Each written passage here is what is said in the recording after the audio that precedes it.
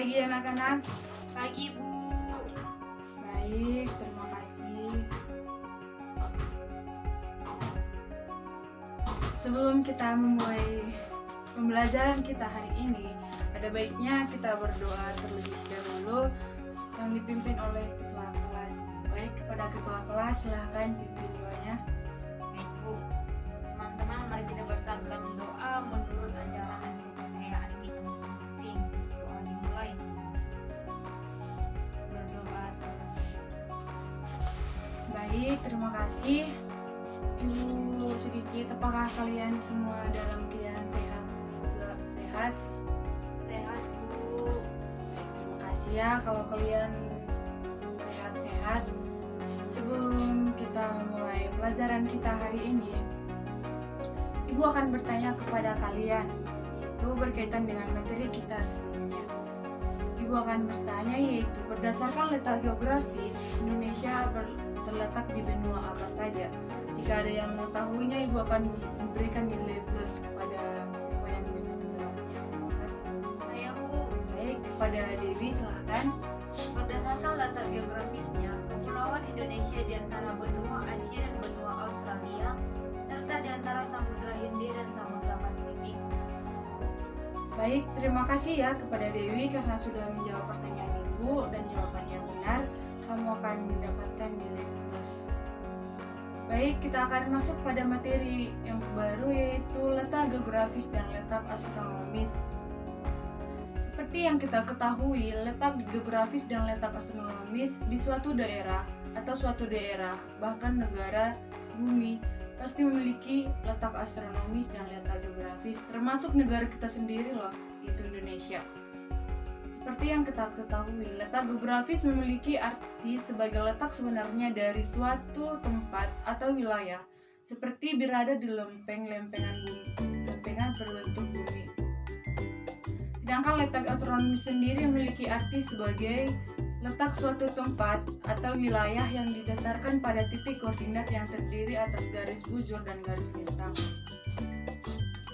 Setiap tempat atau wilayah pasti memiliki letak tertentu yang menjadi petunjuk lokasi keberadaannya di muka bumi.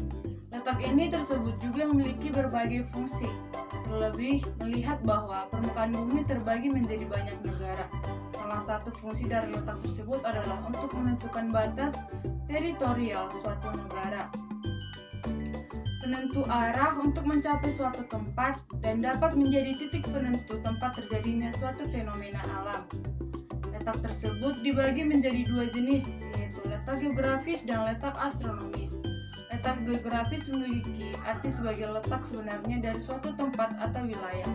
Letak geografis ini dapat terlihat dari berbagai batas suatu tempat atau wilayah. Contohnya, Indonesia berada di antara tengah atau benua Asia dan benua Australia, serta berada di antara Samudra Hindia dan Samudra Pasifik.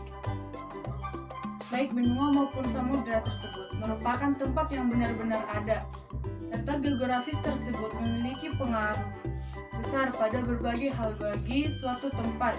Salah satunya adalah pada keadaan penduduk dari suatu tempat, baik berupa pulau maupun negara. Sementara itu, letak astronomis memiliki arti sebagai letak suatu tempat atau wilayah yang didasarkan pada titik koordinat yang terdiri atas garis bujur dan garis lintang. Garis bujur dan garis lintang tersebut merupakan garis imajiner atau hayalan yang dibuat untuk mempermudah penentuan suatu tempat. Garis bujur sendiri merupakan garis imajiner yang terbentang dari timur ke barat. Sedangkan garis lintang merupakan garis imajiner yang terbentang dari utara ke selatan. Baik, salah satu manfaat dari letak astronomis adalah untuk membantu mencapai tujuan pada suatu tempat terlebih dengan jarak yang jauh. Salah satu contohnya saat melakukan pelayaran.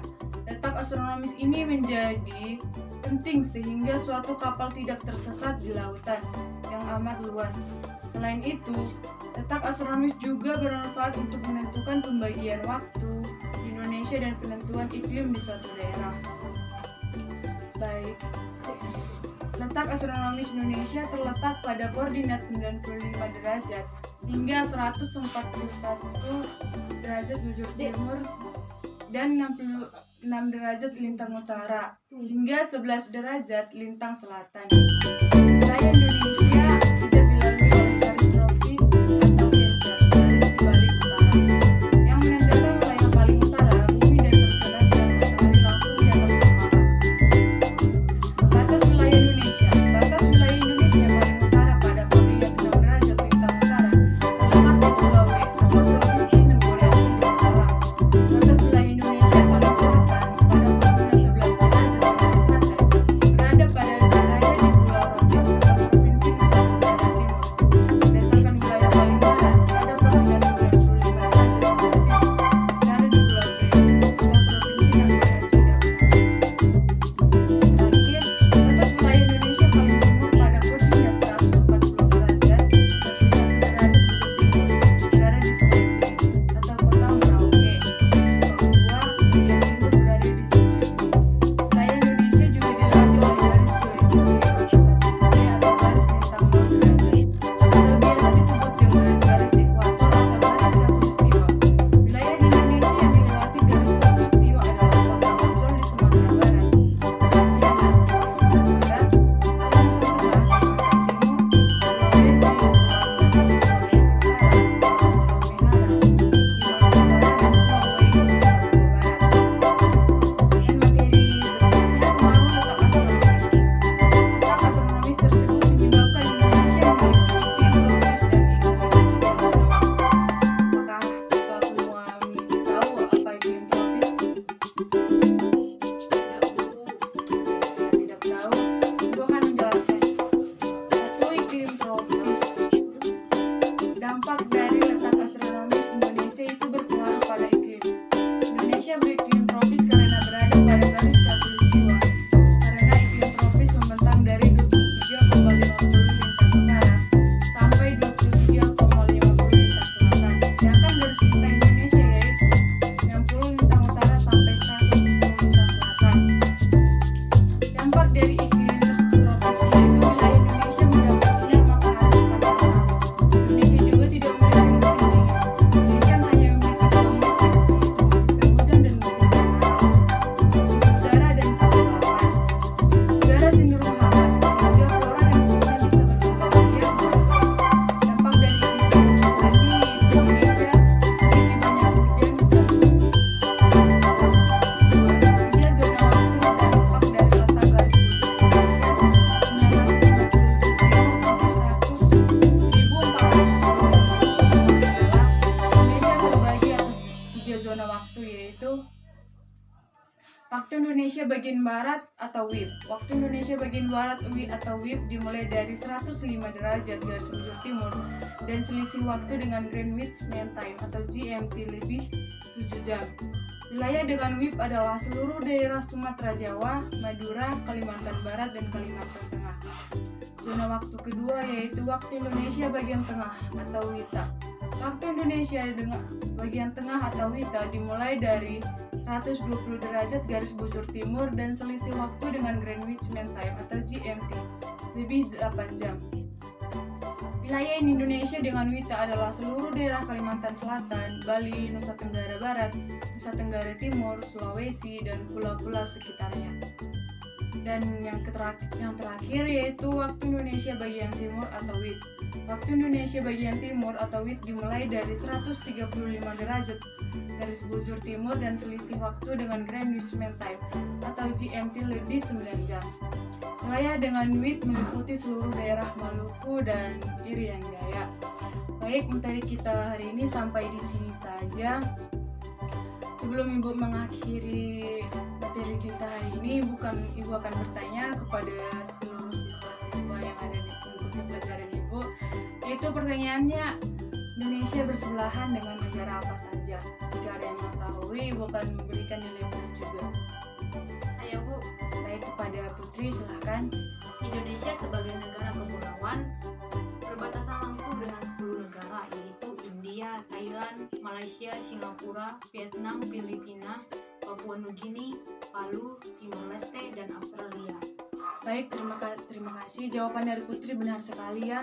Meskipun materi kita hari ini tidak membahas tentang negara-negara Indonesia bersebelahan dengan negara apa saja, namun dia dapat menjawabnya, kita berikan aplaus. Dan Ibu akan memberikan nilai tambahan kepada Putri karena telah menjawab pertanyaan dari Ibu. Dan sebelum mengakhiri pertemuan kita hari ini, tadi Ibu akan memberikan tugas, yaitu pada ketua kelas harus membagi 7 kelompok dan materinya nanti akan Ibu kasih melalui WA saja, dan tugas kelompoknya membuat makalah, PPT dan clipping. Untuk makalah dan clippingnya dikirim kepada Ibu bentuk fisik, dan untuk PPT-nya akan menjadi sumber pembelajaran kita hari minggu depan. Untuk sebelum kita mengakhiri pertemuan hari ini, tadi sudah dimulai dengan doa, ada baiknya juga kita menutup pertemuan hari ini dengan berdoa kepada ketua kelas.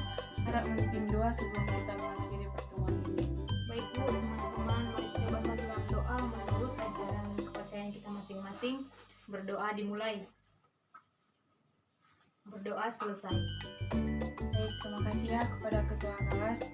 Untuk mengakhiri pertemuan kita hari ini, Ibu ucapkan terima kasih kepada siswa-siswa semuanya karena telah mengikuti pelajaran Ibu dengan baik. Baik, Ibu akhiri sampai di sini saja. Terima kasih. Siang Bu.